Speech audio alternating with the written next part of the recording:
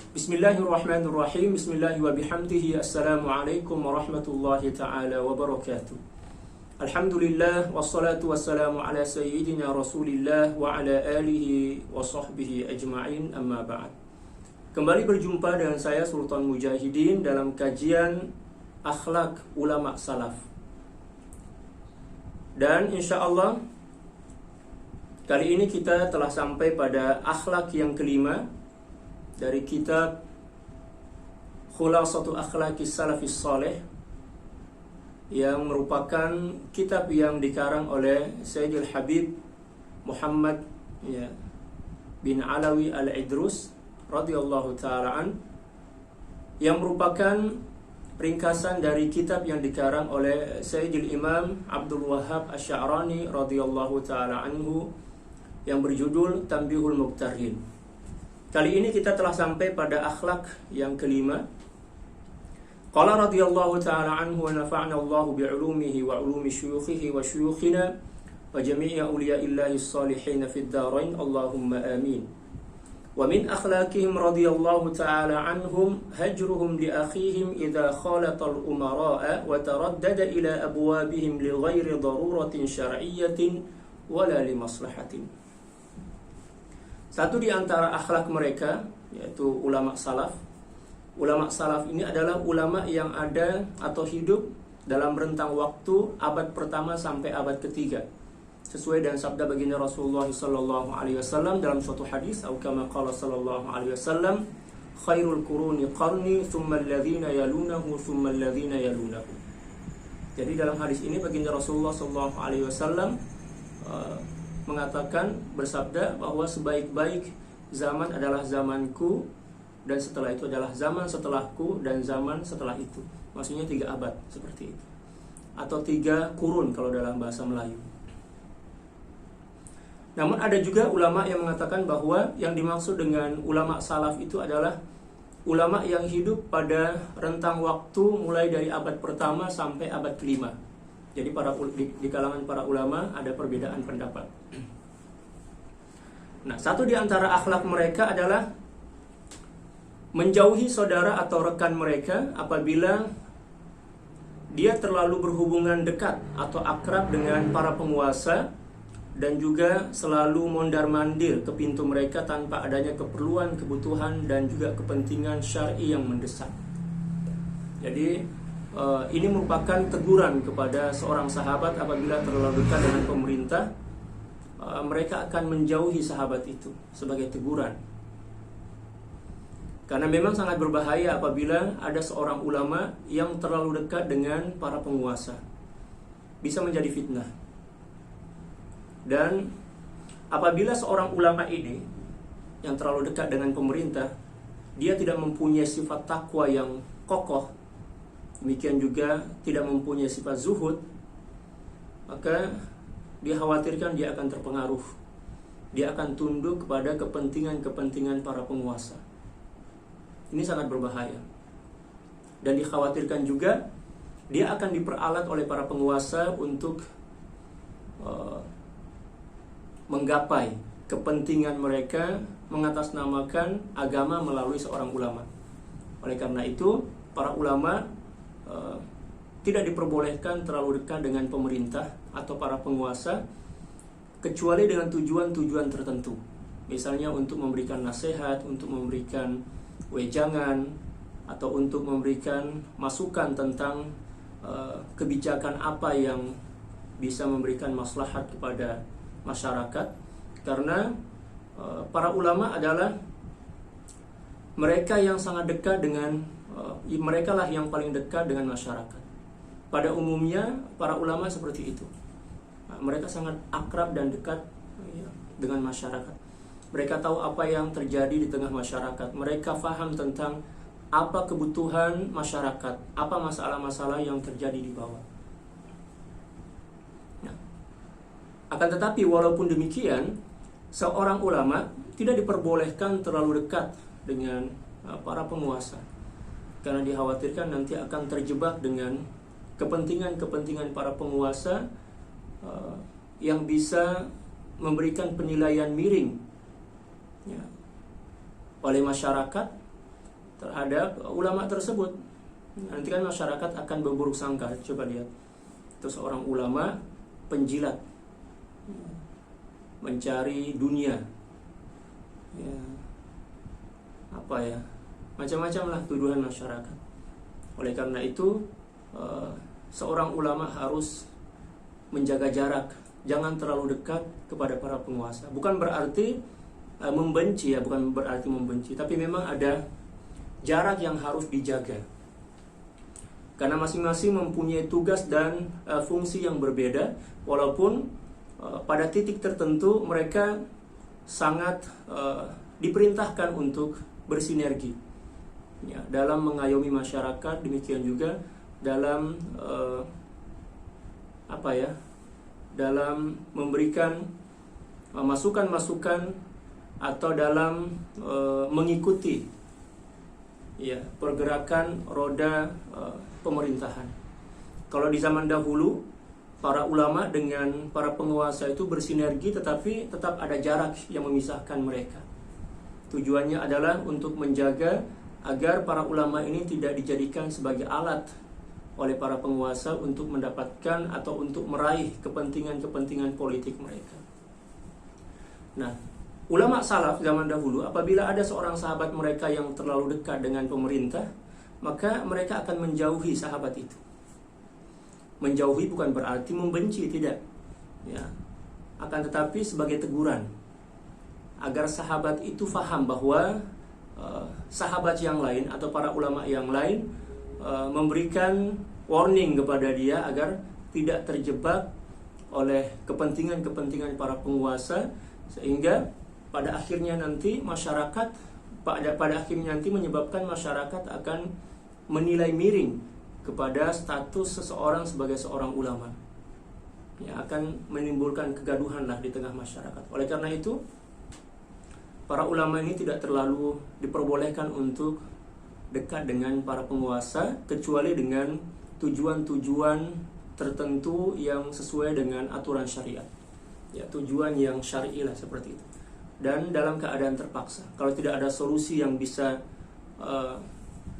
menyelesaikan masalah tanpa berhubungan dengan penguasa, terpaksa ya mereka akan berhubungan dengan para penguasa dengan adab-adab dan aturan-aturan yang memang telah mereka ketahui, ya, telah mereka ketahui bersama, seperti itu. Jadi kalau ada seorang ulama yang terlalu dekat dengan para penguasa, itu sangat berbahaya. Bukan berarti tidak boleh, boleh-boleh saja, akan tetapi dia harus menjaga aturan dan adab-adab agar dia tidak dijadikan sebagai tameng ataupun tidak dijadikan sebagai alat oleh para penguasa untuk meraih kepentingan-kepentingan politik mereka. Para sahabat sekalian, terlalu dekat dengan para penguasa ini sangat berbahaya. Karena bagaimanapun juga para penguasa mempunyai kepentingan-kepentingan, terutama dari sisi politik. Ya, mereka akan berusaha untuk senantiasa mempertahankan kekuasaan mereka, dan untuk mempertahankan kekuasaan itu mereka akan menggunakan segala cara. Pada umumnya seperti itu ya, tapi tidak semua. Ini kita tidak berbicara ya, dan tidak berbicara secara keseluruhan, tidak. Sebagian besar seperti itu. Kecuali ya para penguasa yang memang tergolong dari orang-orang yang bertakwa, seperti beberapa khalifah di zaman dahulu, Sayyidina Umar, Sayyidina Utsman, demikian juga Khalifah Harun ar-Rasyid, ya kan? Demikian juga Khalifah Abdul Aziz, ya, Umar bin Abdul Aziz. Mereka itu adalah orang-orang yang hebat, dan mereka juga adalah para ulama. Mereka adalah ulama yang menjadi penguasa, seperti itu. Nah, oleh karena itu para ulama dan umara harus bergandeng tangan, bersinergi, ya, untuk menciptakan kedamaian, untuk menciptakan kemaslahatan di tengah-tengah masyarakat. Tetapi walaupun mereka diperintahkan untuk bersinergi, di sana ada jarak pemisah yang membentang antara para penguasa dan ulama. Jarak di sini bukan berarti mempunyai makna yang negatif, tidak. Ya, bagaimanapun juga ada jarak yang membatasi mereka agar tidak menimbulkan fitnah di tengah masyarakat. Ya. Para ulama mempunyai adab-adab yang harus diikuti agar tidak diperalat oleh para penguasa zalim. Demikian juga para umara atau para penguasa terikat oleh adab-adab ya secara syar'i agar mereka tidak suka-suka hati memperalat siapapun yang mereka inginkan untuk mencapai kepentingan politik mereka. Jadi masing-masing mereka ini terikat oleh adab. Nah, pada suatu saat dulu, seorang gubernur Basrah bertanya kepada Sayyidina Malik bin Dinar. Ya, kata gubernur ini, "Wahai Tuan, apa yang menyebabkan Tuan berani untuk menasihati saya dengan nasihat yang tegas? Ya, sehingga saya tidak berani berjumpa dengan Tuan." Ya, beliau menjawab, ya, yang menyebabkan saya berani menasihati kamu dengan nasihat yang tegas dan mungkin menyebabkan kamu malu atau takut berjumpa dengan saya, karena memang saya tidak mempunyai kepentingan dengan kamu. Jadi saya bebas untuk menyampaikan apapun kepada kamu tanpa rasa takut, karena saya tidak mempunyai kepentingan. Saya tidak mempunyai kepentingan. Saya hanya menunaikan tugas saya sebagai pemberi nasihat. Nah, kalau ada seorang ulama yang mempunyai jiwa seperti ini, jiwa yang tegas, tidak takut kepada siapapun, mempunyai sifat zuhud yang kokoh misalnya. Kalau misalnya dia dekat dengan pemerintah, nggak ada masalah, nggak ada masalah. Tentu dengan aturan-aturan yang telah ditetapkan. Ya, boleh dekat dengan pemerintah, tujuannya untuk memberikan nasihat, amar ma'ruf nahi munkar, demikian juga untuk memberikan masukan-masukan tentang solusi apa yang bisa diambil untuk menciptakan kemaslahatan di tengah masyarakat. Seperti itu. Ya. Dan di zaman dahulu, para ulama, para aulia tetap berhubungan dengan para penguasa, tentunya dengan batasan-batasan adab yang memang telah mereka sepakati. Ada adab-adabnya. Ya. Dengan tetap memperlihatkan izzah mereka di hadapan para penguasa, sehingga para penguasa tidak semena-mena menggunakan mereka untuk mendapatkan kepentingan-kepentingan politik mereka.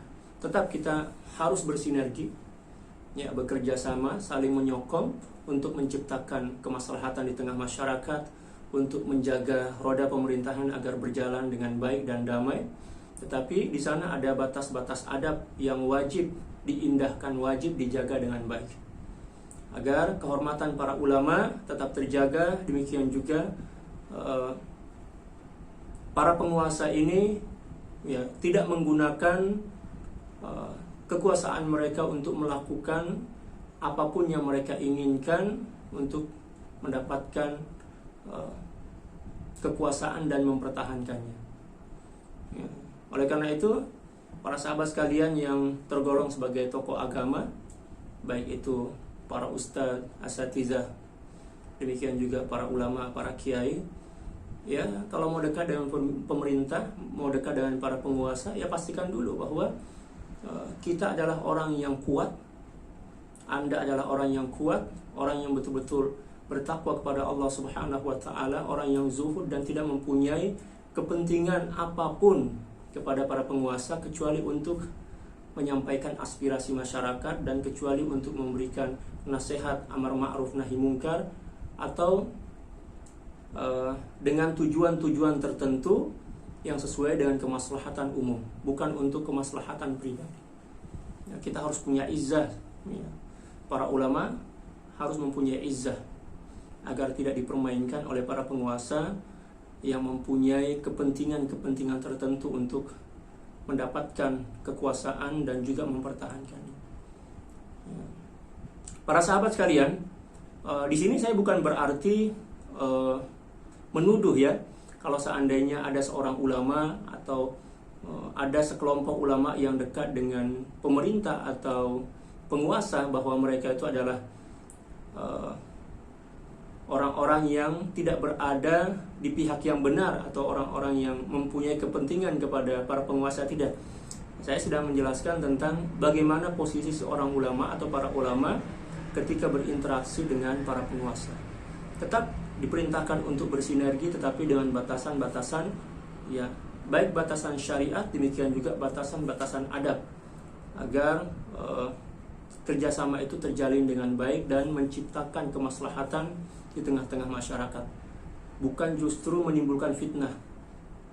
Ya. Jadi kalau mau dekat dengan para penguasa, pastikan dulu bahwa kita mempunyai keteguhan, ya, jiwa, ya, takwa yang kuat, demikian juga zuhud, serta tidak mempunyai kepentingan pribadi kepada para penguasa. Nah, itu mungkin yang bisa kita petik dari ibrah, ya, akhlak yang kelima ini, ya, luar biasa. Para sahabat sekalian, itulah pembahasan kita tentang akhlak yang kelima, yang menggambarkan betapa hati-hatinya para ulama zaman dahulu dalam menjaga hubungan mereka dengan para penguasa.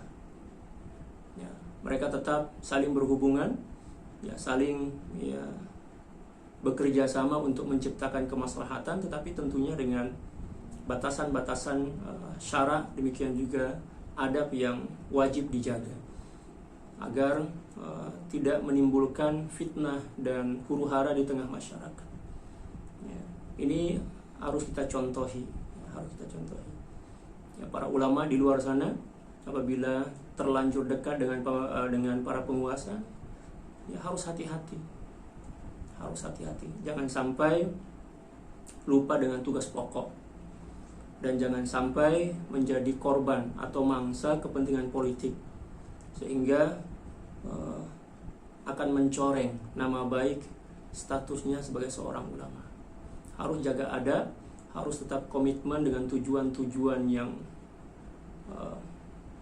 yang sebenarnya, untuk dekat dengan para penguasa dengan tujuannya amar ma'ruf nahi munkar, memberikan nasihat, demikian juga memberikan masukan, ya, tetapi, ya, dengan tetap menjaga agar tidak ada sedikit pun kepentingan pribadi yang bermain di situ. Ya, mungkin cukup sekian apa yang bisa saya sampaikan. Semoga kita tergolong sebagai orang-orang yang mempunyai akhlak seperti akhlak para ulama, ya, salafus soleh, dan semoga kita senantiasa mendapatkan bimbingan, hidayah, dan taufik dari Allah Subhanahu wa ta'ala. Sekian dari saya. Wassalamualaikum warahmatullahi ta'ala wabarakatuh.